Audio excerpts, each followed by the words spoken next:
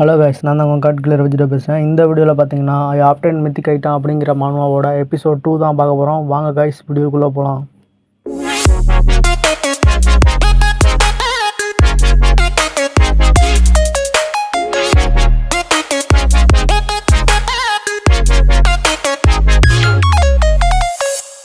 Last சாப்டரில் பார்த்தா டஞ்சனுக்குள்ளே போகிறதுக்காண்டி எல்லாத்தையும் கூப்பிட்ருப்பாங்க. அப்போ ஹீரோவும் அந்த ஓல்டு மேனும் ரெடி ஆகியிருப்பாங்க. அதுக்கப்புறம் என்ன நடந்துச்சுன்னு சொல்லிட்டு நம்ம இந்த சாப்டரில் பார்க்கலாம்.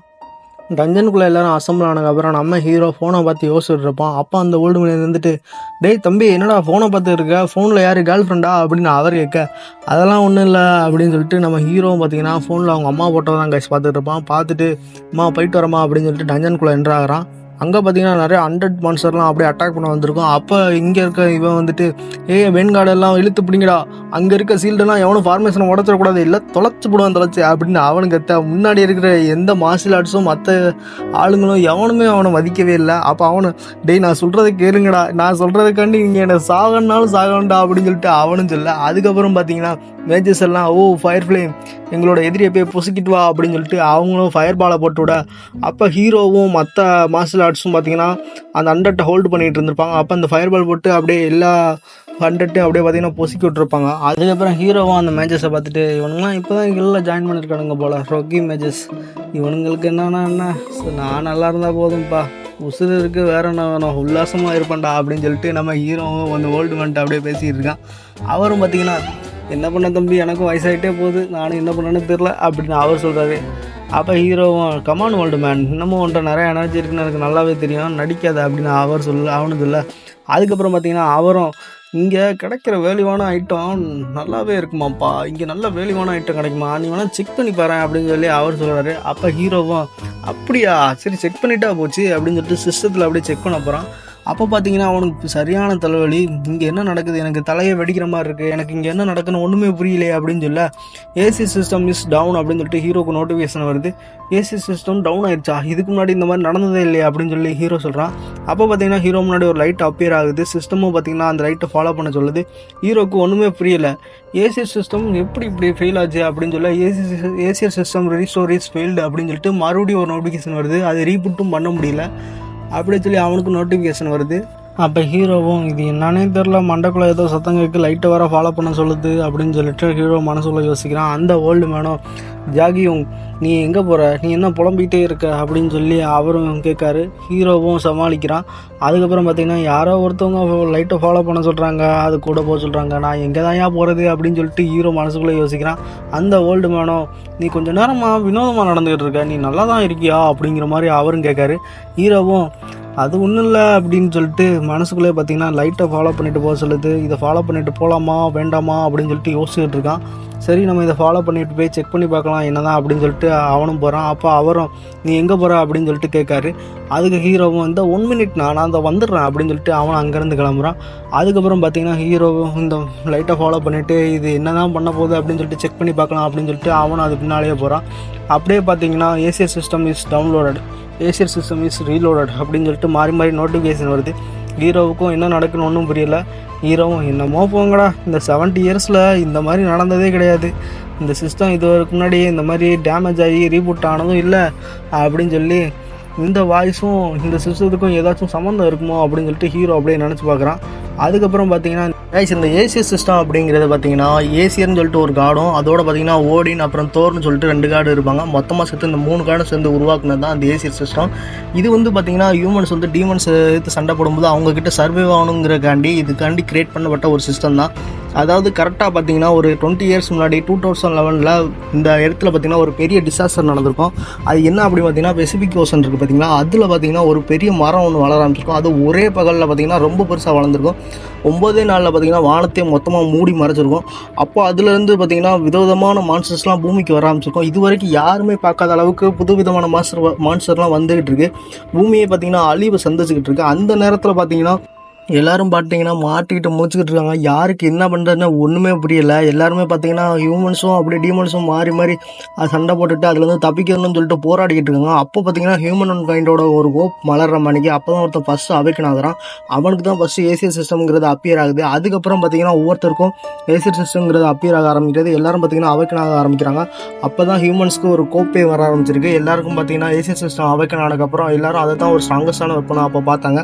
அதை அப்படியே ஹீரோ நினச்சி அப்படியே ஒரு பெரிய டோர் முன்னாடி ஒரு பிரசன்ல வந்து ஹீரோ பெரிய டோர் முன்னாடி வந்து நிற்கிறான்.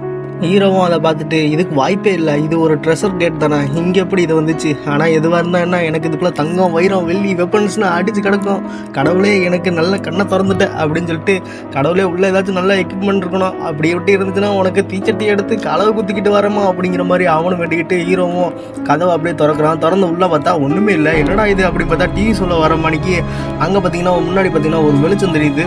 பார்த்தா ஒரே இடத்துல மட்டும் அப்படியே ஒரு லைட் அப்படியே க்ளோ ஆகிட்டு இருக்கு. ஹீரோவும் அது பக்கத்தில் அப்படியே போகிறான். நேராக உள்ளதான் என்ன இருக்குது அப்படின்னு சொல்லிட்டு பார்க்கலான்னு சொல்லிட்டு அது பக்கத்தில் அந்த லைட் பக்கத்தில் அப்படியே போக அப்படியே அந்த லைட்டை போய் தொடுறான். தொட்டக்கப்புறம் பார்த்தீங்கன்னா சிஸ்டம் ரீஸ்டோர் அப்படின்னு சொல்லிட்டு அவனுக்கு மெசேஜ் வருது. அப்போ பார்த்தீங்கன்னா ஹீரோக்கு ஒரு மித்திக் ஐட்டமும் கிடைக்குது. அதே சமயத்தில் பார்த்தீங்கன்னா அந்த சிஸ்டமும் ஆக்டிவேட் ஆகுதா. ஹீரோவும் எனக்கு நல்ல நேரம் ஸ்டார்ட் ஆகிடுச்சு போல், அதான் அந்த சிஸ்டமும் ஆக்டிவேட் ஆகிடுச்சு. அதே சமயம் பார்த்தீங்கன்னா எனக்கு அந்த மித்திக் ஐட்டமும் கிடச்சிருச்சு அப்படின்னு சொல்லிட்டு அவன் சந்தோஷமாக சொல்ல, அப்போ சிஸ்டம் வந்துட்டு இதை பற்றி இன்டெல் பண்ணி பார்க்கலாமா கேட்குது. ஹீரோவும் ஓகே சொல்கிறான். சிஸ்டம் அனலைஸ் பண்ண பார்த்ததுக்கப்புறம் இதோட நேம் பார்த்தீங்கன்னா ஓடின்ஸ் லாஸ்ட் ஐ அப்படின்னு வருது. அதே சமயத்தில் இது இந்த ஓடின்ஸ் லாஸ்ட் ஐ அப்படிங்கிறது ஒன்றும் இல்லை, ஏசியர் சிஸ்டம் இருக்கார் பார்த்து, ஏசியர் சிஸ்டம் கிரியேட் பண்ணால் ஒரு காட் இருக்கார் இல்லையா, ஒன் ஆஃப் த ஓடின்னு சொல்லிட்டு ஒரு காட் இருந்திருப்பாரு. அந்த காடோட ஒரு கடைசி கண்ணு தான் இது. அதுதான் சொல்கிறாங்க. இது பார்த்திங்கன்னா ஒரு மித்திக் ரேங்க் ஐட்டம்.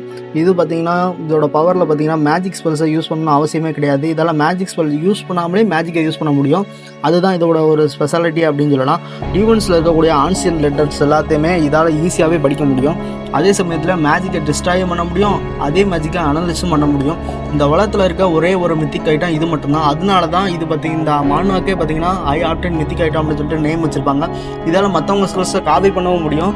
அதுக்கு பார்த்திங்கன்னா ஒரு பிளாக் கார்டுன்னு சொல்லிட்டு ஒரு கார்டை கன்சியூம் பண்ணோம். இதுக்கு லிமிட் இருக்கா என்னன்னு சொல்லிட்டு அவங்க மென்ஷன் பண்ணல. அது பின்னால் என்ன பார்க்கலாம். அதே சமயத்தில் பார்த்திங்கன்னா இந்த ஸ்கில்லை யூஸ் பண்ணுறதுக்கு ஒரு லிமிட்டேஷன் இருக்குது. அது என்ன லிமிட்டேஷன் அப்படின்னு பார்த்திங்கன்னா இது மூலமாக காப்பி பண்ணுற எந்த ஒரு ஸ்கில்லையும் மற்றவங்களுக்கு நம்ம கற்றுத்தரவே முடியாது. அதுதான் பார்த்திங்கன்னா இதில் இருக்க ஒரு மைனஸ் மாதிரி. ஹீரோவும் ஐயோ ஜாலியோ ஜிம்கானா இது மாதிரி ஒரு எஸ்ராங் ஐட்டம் எனக்கு கிடைக்கும் நான் நினச்சி கூட பார்க்கல, இதை விற்றா கோடியாக தருமே அப்படின்னு சொல்லிட்டு ஹீரோவும் சந்தோஷத்தில் குதிக்கிறான். அடப்பாவி, இவ்வளோ பெரிய லெஜண்டரி ஐட்டம் கிடச்சிருக்கு, இதை போய் விற்கணும் பார்க்குறியாடா அப்படின்னு சொல்லிட்டு நமக்கும் தோணுது. ஆனால் இது என்ன அப்படின்னு பார்த்தீங்கன்னா இதுதான் உலகத்திலே ஒரே ஒரு மித்திக் ஐட்டமா, அதனால வேறு ஒரு ஐட்டம் இதே மாதிரி காப்பியான ஒரு ஐட்டம் எதுவுமே இல்லாதனால ஹீரோவும் பார்த்தீங்கன்னா இது விற்கலாமா வேண்டாமாங்கிற மாதிரி யோசிக்கிறான் நம்ம நினச்ச மாதிரியே.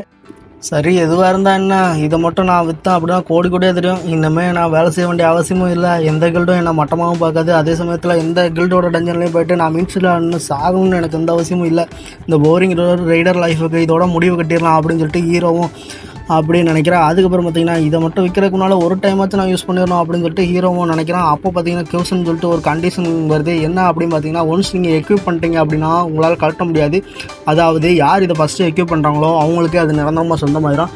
அதுதான் பார்த்தீங்கன்னா இதோட ஒரு இன்னொரு லிமிட்டேஷன் அப்படின்னு சொல்லலாம்.